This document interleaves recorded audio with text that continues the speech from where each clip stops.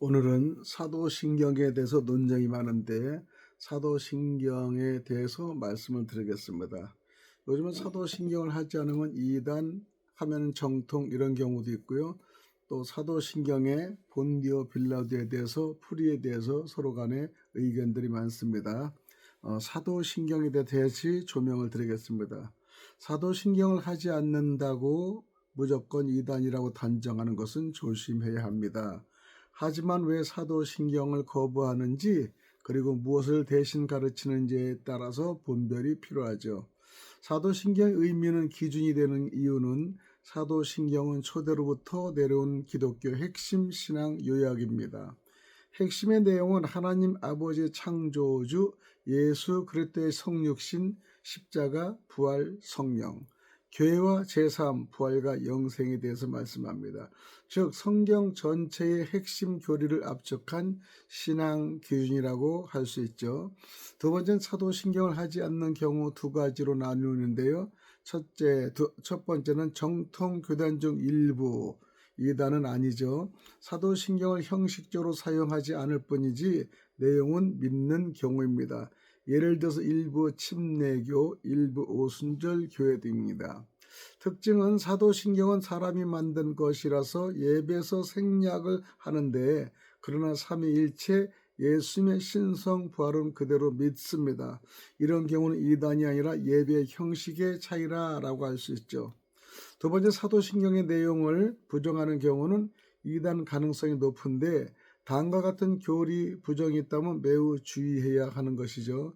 예수님이 하나님이 아니라고 하는 곳이 있습니다. 삼위일체를 부정합니다.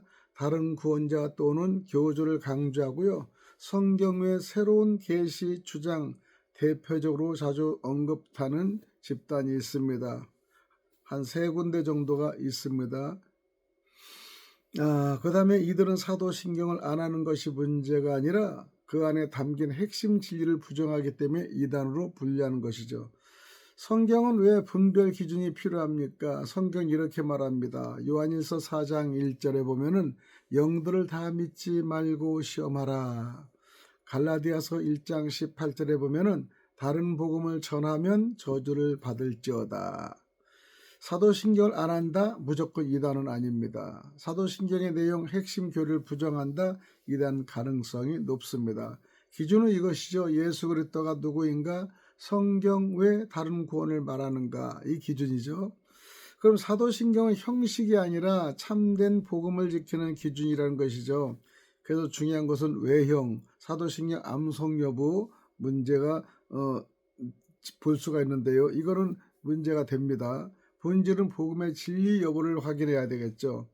그러면 첫 번째, 예수 그리스도를 어떻게 말하는가? 가장 중요한 기준은요, 예수님은 하나님, 참 하나님의 참 인간, 십자가 플러스 부활로 구원.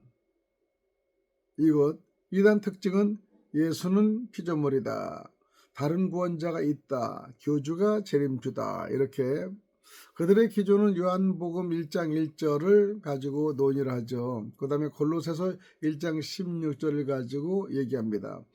두 번째는 성경 외에 다른 권위를 두는가는 정통신앙에는 최종 권위는 성경에 있다고 얘기합니다. 그러나 이단의 특징들은 새로운 계시를 받았다, 이 말씀만 해석 가능하다, 우리 단체만 진리가 가능하다, 이렇게 말하고 있습니다.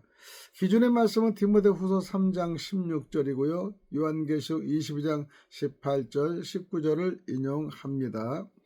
구원의 방법이 무엇인가는 정통신앙은 은혜, 믿음으로 구원을 얘기하고요. 이단들은 특정 단체에 들어가야 구원이 된다, 특정 교주의 말을 따라야 된다, 행위나 비밀 지식을 강조하는 것이죠. 그들은 에베소 2장 8, 9절을 사용합니다. 네 번째는 교회를 어떻게 보는가? 정통신앙은 교회는 그리스도의 몸이라고 얘기하죠. 그러나 이단들은 우리 교회만 참교회다, 기존 교회는 타락했다, 바벨론이다, 이렇게 얘기해요. 교회를 떠나 우리에게 오라, 이렇게 해서 미혹을 합니다. 기존 말씀은 그들은 고린도전서 12장 27절을 가지고 말씀을 합니다. 열매는 삶과 행동이 중요한데 예수님의 기준은 마태복음 7장 16절로 열매로 그들을 알리라 이렇게 얘기하는데 이단의 특징은 가족도 단절시키고 과도한 헌금 강요, 그 다음에 폐쇄적 조직으로 공부를 가리키고요. 두려움으로 통제를 합니다. 그리고 대표적인 이단 유형은 한 서너 군데가 있는데요. 다음 단체대로 이 기준에서 벗어난 부분이 있어 주의가 필요한 단체들이 있습니다. 예수님 플러스 성경 플러스 은혜의 복음 벗어나면 이단 가능성이 있다는 것을 아시기 바랍니다. 그러면 사도신경에 대해서 한 줄 한 줄을 설명을 또 풀어서 해석해 드리겠습니다. 첫째, 전능하사 천지를 만드신 하나님 아버지를 내가 믿사오며, 이것은 하나님은 모든 것을 만드신 창조주다. 그러면서 창세기 1장 1절에 태초에 하나님이 천지를 창조하시니라 의미합니다. 의미는 하나님은 시작이시며 주권자이십니다. 우리는 피조물이고요. 두 번째는 그 외아들 우리 주 예수 그리스도를 믿사오니의 의미는 예수님이 하나님의 아들이며 우리의 주인이다. 예수님의 아들이며 우리의 주님이십니다. 요한복음 3장 16절에 예수님은 단순한 사람이 아니라 하나님의 아들 구원자이십니다. 세 번째는 성령으로 잉태하사 동정녀 마리아에게 나시고는 예수님의 탄생은 특별합니다. 마태복음 1장 18절, 인간이지만 죄 없는 존재이시죠. 하나님이 보내신 구원자이신 걸 우리는 확실히 알아야 되겠습니다.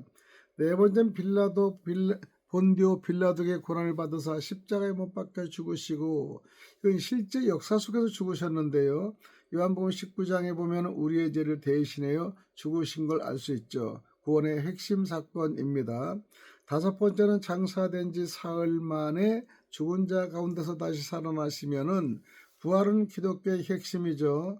고린도전서 15장 3절 4절에 예수님은 죽음을 이기셨고요. 우리의 부활 소망이신다는 것을 우리는 믿습니다. 여섯 번째, 하늘에 오르사 전능하신 하나님 우편에 앉아 계시다가 지금도 살아서 통치하시죠. 히브리서 1장 3절에는 예수님 왕이십니다. 지금도 역사하십니다. 일곱 번째는 저리로서 산 자와 죽은 자를 심판하러 오시리라. 예수님은 다시 오십니다. 마태복음 25장 31절에 재림 심판의 공의에 대해서 말씀을 합니다. 여덟 번째는 성령을 믿사오면은 성령님도 하나님이시죠. 요한복음 14장 26절에 우리 안에 역사하시는 하나님, 진리로 인도하신 하나님이십니다. 아홉 번째는 거룩한 공예와 성도가 서로 교통하는 것과 교회는 하나이죠. 고린도전서 12장 13절에 참 교회는 하나이다. 성도는 서로 연결된 존재이다. 하나입니다. 열 번째는 죄를 사여 주시는 것과 제3은 은혜입니다. 에베소서 1장 17절대로 예수님의 피로 제3을 받았고요. 인간의 행위가 아니라는 것을 말씀을 드립니다. 11번째는 몸이 다시 사는 것과 육체의 부활이 있습니다. 고린도전서 15장에 보면은 영만이 아니라 몸도 부활한다는 것을 알 수가 있습니다. 12절은 영원히 사는 것을 믿사옵니다. 마지막에 영생은 확실한 약속이죠. 요한복음 17장 3절에 하나님과 영원한 관계 끝이 없는 생명입니다. 전체 핵심 정리는 사도신경 이렇게 볼 수가 있죠. 창조와 구원과 부활과 재림과 영생입니다. 창조, 구원, 부활, 재림, 영생의 순위죠.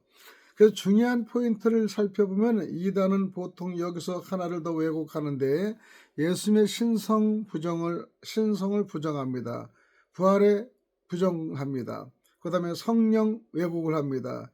다른 구원 추가는, 그래서 사도신경은 진짜 복음을 지키는 기준입니다. 우리들은 사도들의 고백으로 우리를 기준인 사도신경이 옳다 사용하지 않으면 이단이라 사용하지 않고 의미와 교리에 대해서 철저히 알아서 이런데 좀 미혹에 빠지고 흔들리지 않기를 바라겠습니다. 사도신경의 의미에 대해서 여기까지 말씀드렸습니다. 좋아요, 구독 눌러주시면 방송에 큰 힘이 되겠습니다. 할렐루야.